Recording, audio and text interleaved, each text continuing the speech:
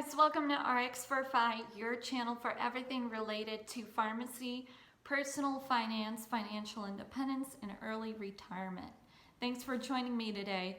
I will be talking about negative things about pharmacy. There are negatives and positives to every career. Pharmacy is no exception. There are a lot of positive things about pharmacy, but today I wanted to discuss the negatives that I have found working in pharmacy. I have worked in pharmacy since 2014 and I've seen a lot. I've seen a lot of good and I've seen a lot of bad and ugly. I will definitely do a video about the good and the wonderful things about pharmacy, but today I thought I'd touch on the negative aspects. I think this is important for anybody considering a career in pharmacy. When I was going into pharmacy and starting my career, I think I only knew the positives, or I was only being told the positives. And it was a real eye-opener to actually experience pharmacy for myself, because it definitely wasn't just the wonderful things everybody was telling me it would be. There were a lot of real negatives that I found. I wish somebody had touched on that for me before I started my career in pharmacy. Okay, so before we jump right in, I do want to make a disclaimer, and that disclaimer is I don't mean to be a downer. I'm trying to be a realist. I'm trying to give you the perspective, a complete perspective. I don't think I'll be able to do this all in this one video. This is the first half of it, and this is just my experiences. There will be pharmacists who have polar opposite experiences, and this is just one person, me, trying to give you as an unbiased and as honest of an opinion as possible. The very first thing that you should consider if you're thinking about pharmacy, it is very, very difficult, not impossible, but very, very difficult to achieve work-life balance. I think this is true of most healthcare professions. A 9-to-5 job is nearly impossible, nearly out of the realms. So if you're looking for a career with kind of bank hours, pharmacy is probably not the ideal choice. You will be working many holidays, you will be working a ton of evenings, you will be working many weekends. So if that's something you don't particularly want to do, you may want to think twice about pharmacy. Even if you have a salary career where on paper you work 40-45 hours a week, I would estimate that you will probably be working closer to 55 hours a week. So you could easily add on an extra 10 hours of before hours work or after hours work, or work through your lunch work. It's just so intense, and in order to perform at the level that your employer will want you to perform, you will most likely need to come in a little bit before, stay a little bit after, and work through your lunch a lot of days. That's what I have found. Just to elaborate a little bit more on this, pharmacy is not a career that you can kind of turn off at the end of the day. You are most likely constantly thinking about your patients or something that happened throughout the day. It will be lingering on your mind. So even when you're at home and you're trying to spend quality time with family or friends, there is a chance your mind will still be preoccupied with your work. Point number 2 is be prepared to make a ton of personal sacrifices. First and foremost, with your health. As a pharmacist, it can be physically demanding, especially in retail. I have worked 14-hour shifts on my feet. You may not be able to use the bathroom for hours at a time. You probably won't be able to sit down for lunch. I have had shifts where you kind of swallow a sandwich whole between counseling patients, and that is your lunch. you have 2 minutes to swallow a sandwich. And yeah, I equate it to being a snake eating a rat. Boom, there we go, and you continue doing your work. It's not particularly good for your health. You will be getting up early, you will be going to sleep late, you will be eating dinner late and going straight to bed. And that's just the physical aspect of it. The emotional and the mental health of it. It can also be very, very draining. It's a lot of emotional strain. And it can be more difficult for others to deal with. It depends on you personally. There is also a possibility that your relationships might suffer because, like I said, your hours probably will not line up with the rest of the world. Your working hours will probably not line up with those of your family and friends. So you will be missing out on events. You will be missing out on birthdays, on graduations. These are just sacrifices that you have to be prepared to make. Also, I feel like a lot of pharmacists, and I definitely felt this myself, suffer from something which I made up a term for it, empty vessel syndrome. When you're in a career where you're constantly giving, you're doing something for somebody else like all the time, you eventually run out. Towards the end of the day, towards the end of the week, you run out.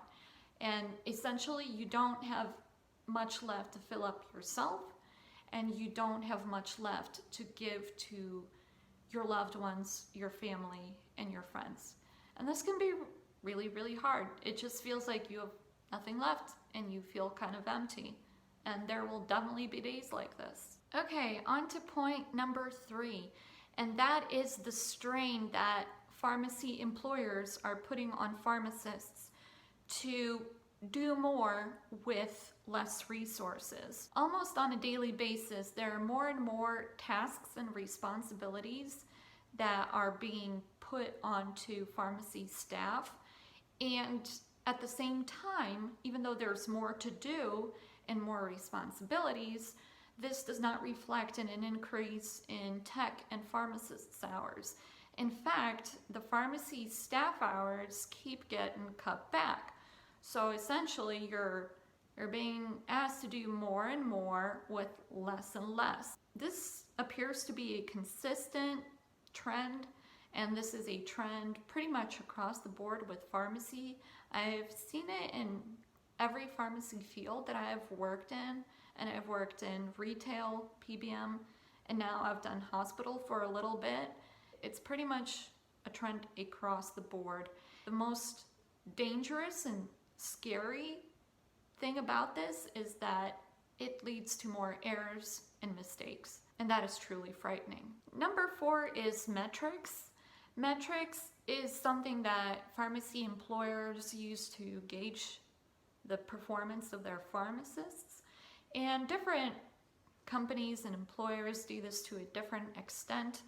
I experienced this definitely a lot more with one particular company that I worked for, and it was earlier on in my career, but it was incredibly discouraging and kind of demoralizing. You felt like you were being reduced to a number. Personally, I don't know how you can put a value to a pharmacist by assigning a number to them. I don't know how you can put a number to the people that you help or the impact that you make on their lives, but companies try to do that. They will try to assign a number to every single thing you do. These metrics can then be used to penalize you, and they can be used to say that you're underperforming. For example, you haven't filled enough scripts this week. Because your script count is down, we're going to take away technician hours. So you're losing your technician help because you're not performing well enough. Your metrics are down. Or your flu shots. I definitely think this is more significant in retail pharmacy. Metrics are certainly applied to every field of pharmacy. Number 5 is profit is more important than patient care. I've definitely noticed in my years of practicing pharmacy that the emphasis is definitely on profit over patient care.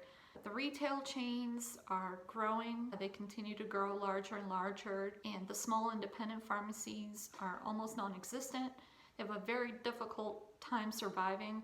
I have only seen small independent pharmacies in little towns. The health systems just keep getting bigger and bigger and bigger. I just get the impression that all that matters is the bottom line and not so much the patient outcomes and patient care. They always come second to profit. It's both morally and ethically disturbing, and there's so much liability and risk that comes with it. So when you focus on making money rather than taking good care of a patient, there's just so much more greater chance of errors and mistakes and just overall poor patient care. The pharmacist ultimately bears the legal responsibility for this, not to mention the moral burden of having to take shortcuts in patient care in order to bring in more profit. As a pharmacist, it almost feels like you're a tool. You're a tool being used by the company to make profits. You're just a gear in the mechanism. You get the sense that you're only there to make your company, whether they be a big retail chain or a big health system, that you're only there to make them money rather than what you went in there for initially, which was to take the best care of your patient that you possibly can. Number 6, the disposable, dispensable pharmacist. The market is very oversaturated right now. I practice in Ohio, and in Ohio alone, there are 7 schools of pharmacy. Right now, things are returning to balance a little bit, but for many, many years, there were just so many pharmacists being cranked out. And the market is just very oversaturated. There is not the job security that there once was. You don't have the comfort of knowing that you will be able to keep your job always. You have the sensation of being easily replaced. If you are not happy with the circumstances and you speak up and you try to improve the quality of your work life, they're just going to say goodbye because there's 10 people waiting in line to take your miserable job. Number 7, a factory-like work environment. As a pharmacist, I think I estimate that I work anywhere from 75 to 90% of the time on the computer. The tasks that I do, or order verification, whether I'm checking prescriptions filled at a retail pharmacy or checking orders at the hospital, or even checking cases, working on cases for a PBM. It's all very, very repetitive. It's very mechanical and automated, and basically you're doing the same thing over and over again. There is not nearly as much interaction with people, whether it's your coworkers, and there's not nearly as much interaction with your patients as I imagined there would be. You pretty much put your nose to the grindstone and you work on the queues and you focus on getting your work done. So in retail, you might have some opportunities to interact with the patient when you're suggesting an over-the-counter item or when you're giving a flu shot. But other than that, you're just focused on checking orders. And like I said, it's very repetitive, very automated. And it can get physically grueling, just sitting in place or standing in place for hours at a time, staring at a computer screen. There's a lot of mental strain and mental fatigue of just doing the same thing for hours on end. Some people are better at this. After a few hours, I get fatigued, and it's just very difficult to do a 10, 12, 14-hour shift, just being 100% focused and just verifying orders. It takes so much mental focus that at the end of the day, you're absolutely drained. In a lot of ways, it is kind of like a mental factory. Number 8, pharmacy is one of the most isolating of the healthcare careers, or at least that is my impression. I feel like doctors and nurses have a lot more interaction with people, and it's much easier for them to see how their work directly impacts a patient. What pharmacists do is much more behind the scene, and while you can make some relationships with your patients in retail pharmacy, in hospital pharmacy and PBM, you don't see your patient. You don't see that direct correlation of the work that you do and how it makes them better and how it impacts them. And that's a little bit discouraging, because as a healthcare professional, we all want to see that what we do is making somebody better. That's probably why a lot of health professionals go into what they do. And as a pharmacist, it's not always that obvious and apparent. The transition from becoming a pharmacy student to becoming a pharmacist, if you don't do residency, it's sort of like being thrown into the deep end. A lot of times you sort of feel like you're on your own. There's nobody to kind of hold your hand through the process. Really not that many people that you can call and truly rely on. People will say, oh yeah, if you have a question, call me, or reach out. That's to a very small extent. You're kind of expected to be able to perform on all gears and cylinders pretty much immediately after passing your boards, which is kind of mind-boggling. There's so many things you don't learn from school, and you can't become a good, fully functioning pharmacist just right off the bat, which is why I regret not doing residency. I don't know if I would have felt otherwise if I had done residency. But yeah, there's no hand-holding, there's no safety blanket. You're kind of thrown into the deep end, and you're expected to swim out. You're expected to be able to make clinical judgments, which sometimes takes years to develop the confidence to make clinical decisions. I feel like it is very hard to find an experienced mentor. Pretty early on in my career, I met a lady who is actually a good mentor, and I do feel like she was genuine in her desire to want to help me become a better pharmacist. But I feel like that's pretty rare, and I came across that once in my career so far. I don't exactly feel like pharmacists are particularly supportive of each other in their work. Pharmacists help each other to a certain extent. They'll be polite, but there isn't that camaraderie and that desire to want to mentor somebody and teach them. You're basically so overwhelmed with your own problems and issues and doing your own work that you don't have much time to concern yourself with the work of others. So unless you do a residency, you are very much on your own.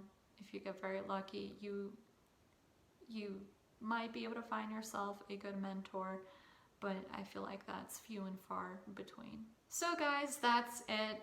These are my negative impressions of pharmacy, and this is just the first half of the story. I will make another video about how pharmacy is actually great, but for everybody interested in pharmacy, I did want to do this video to kind of balance out the impression of a pharmacist. I don't want anybody to walk in there with rose-colored glasses thinking it's the most glamorous job. It's not very glamorous at all. It can be very grueling, and for some people it just may not be worth it.